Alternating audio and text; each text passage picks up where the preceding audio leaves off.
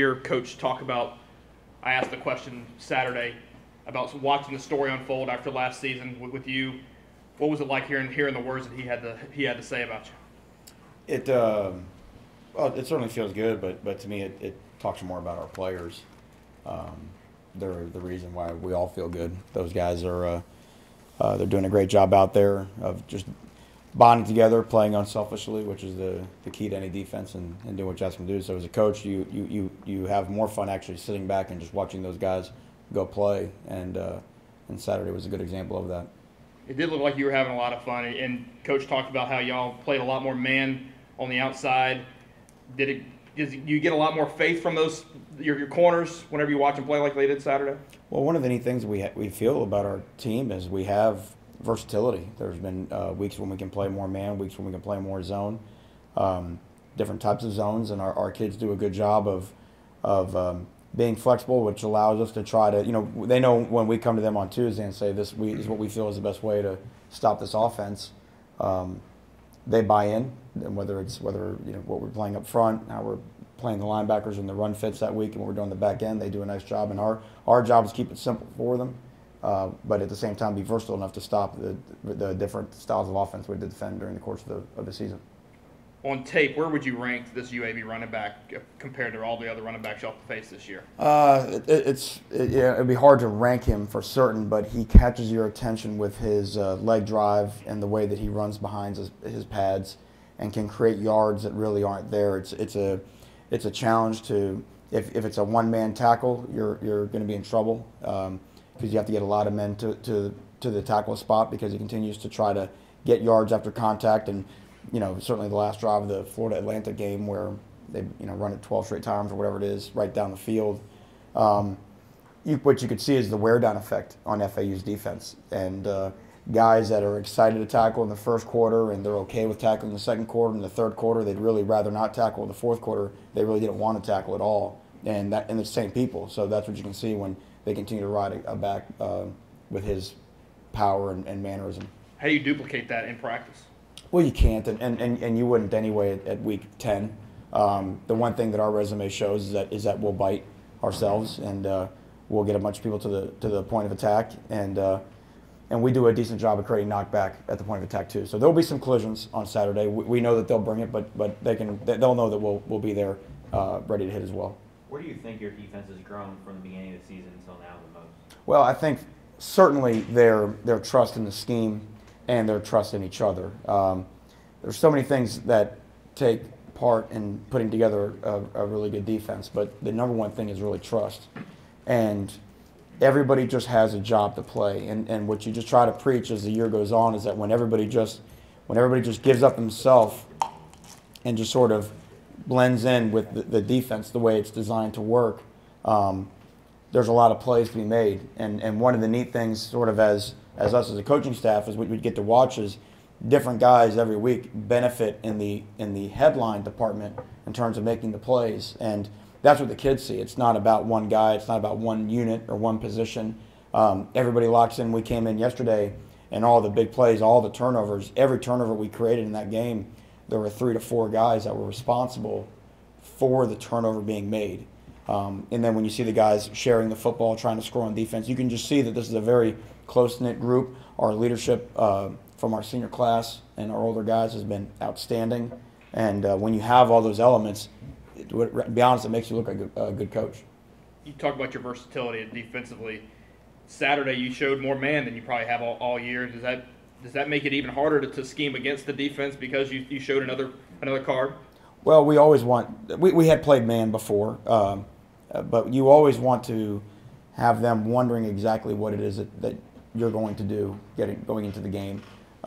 Like anybody else, and they'll present the same questions to us. They did some things last week against Florida Atlantic that they hadn't done all year. So there has to be a reason for them to wonder about us all throughout the course of the week. But at the same time, it's still going to come down to, it's not complicated. There's still an A gap, a B gap, and a C gap. We'll have one guy in each of those gaps, and there's only so many ways that you can cover people on the outside. So we're not in a time. We didn't trick Western Kentucky. They after the first drive they knew what we were in, and it just comes down to a game of execution.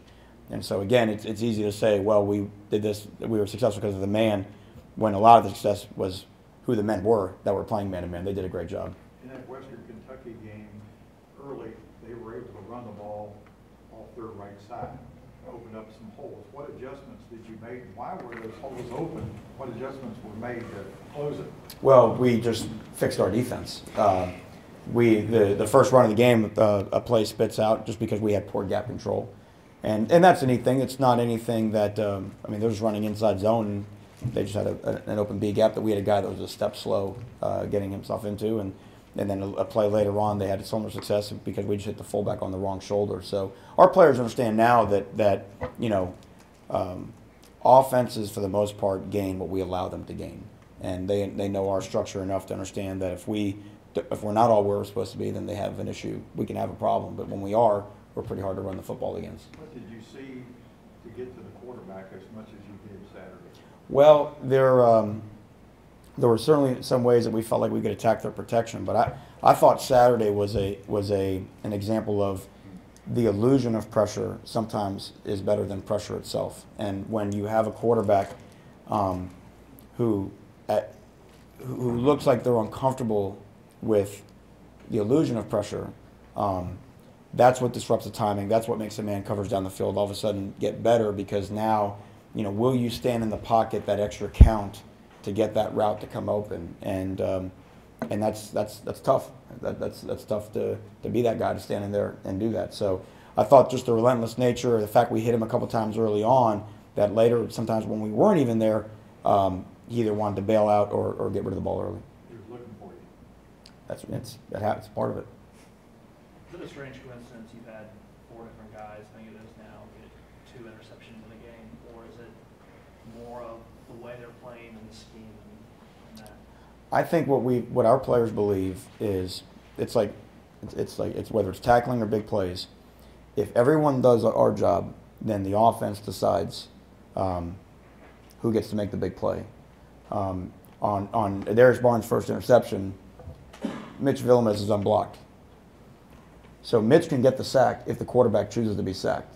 Or the quarterback could have thrown the swing to the back, but Houston Bates peeled on the back. Well, then he had a short 5-yard route that he could have thrown to that 5-yard route, but Kentrell Bryce had jumped the 5-yard route. So it's a multiple choice question. And what he had left was A, get sacked by Villamez, and we'd already talked about Villamez today. B, throw it to Houston Bates, who might have pick-sixed it. C, throw it to Kentrell Bryce, who might have intercepted it. Or D, throw it to Darius Barnes. And then, of course, E could have thrown it out of bounds. And that's what our players understand, is that the sugar they get for, quote-unquote, making the play, a lot of times, really the offense decides who gets to make the play. In our run defense, if we build a wall the way we always say, if we just build a wall, the running back runs into whatever brick in the wall, and that's the guy make the tackle, everybody else rally and get the assist. So the players have bought into that team concept. They know there's plays to be made everywhere, because later on, it might have been a Darius Barnes covering his man and doing a great job off the line, which allowed Houston Bates to get the sack. And that's where they see the sort of the communal nature of our defense and how we all help each other out to make plays. I know we talked about this before, but Vander's 2 pitches to Xavier.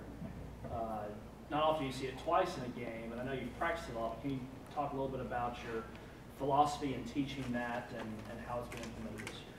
Well, it started from the Baltimore Ravens back when they had Ed Reed and Ray Lewis. It was brought to the New York Jets, which was the first time that I was exposed to it. And it was something that's practiced. There's the way the ball's pitched, the relationship. And the whole idea is that, in a conference, in a season, these games are going to be tight. And the ability to score on defense is paramount. And, all the data shows when you get, what we've done a better job in the second half of the year is when you get the ball for your offense closer to the goal line, you're attacking, your odds of scoring go up.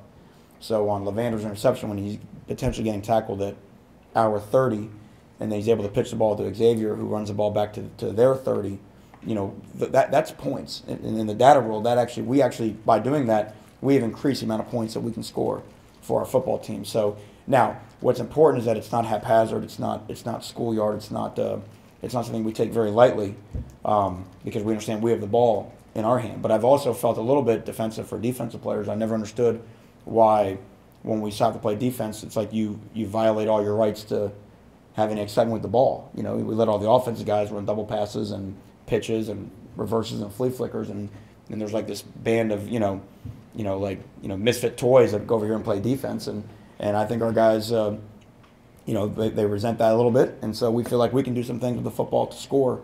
And twice in one game was pretty cool. But for me, what I'm most proud of is it's unselfish. I mean, when a guy like Levander, who's made a play in senior year, and you could go down, or you could just think, I'm going to get all I can get, and then when you realize that we can continue to push the ball down the field, and a guy like X, who's sprinting to get there to make a play, and then the guys that are sprinting to create the wall so that we can score. We actually coached off of the first one, we really felt like we should have scored. So we're teaching the film yesterday that we need to do a better job of blocking to clear off the sideline, because we really felt like Xavier could have been one man away and cut back on the quarterback who wasn't going to tackle him and scored. And I don't remember whether we scored on that drive or not. So those are big deals. And we'll point out, we'll coach off of other people's tape. We'll see guys get tackled at the 30-yard line. There was a game this year, I think it was UTSA, somebody at FIU, at UTSA, they had a long fumble recovery. They could have pitched at the end. They kicked a field goal, and they lost by 3. And we said if they had scored a touchdown right there, they would have won the football game. So our players get it. We only do it because it wins, and that's what we're all about. Coach, every week, I don't mean to down what you're saying, but you make defense out to be simple. Do you coach it that way? I think that's the whole point. I think any teacher in a classroom teaching any topic, that your number one job is to take something that appears complex and make it simple. And then the second thing we try to do is we try to make what we do simple appear complex to the people that we play. But defense is absolutely simple. We're not building rockets. We're not solving any of the world's major crises. But we're just trying to get our guys to be aggressive, play hard, play for each other, and understand that everybody has a role in slowing down the other team.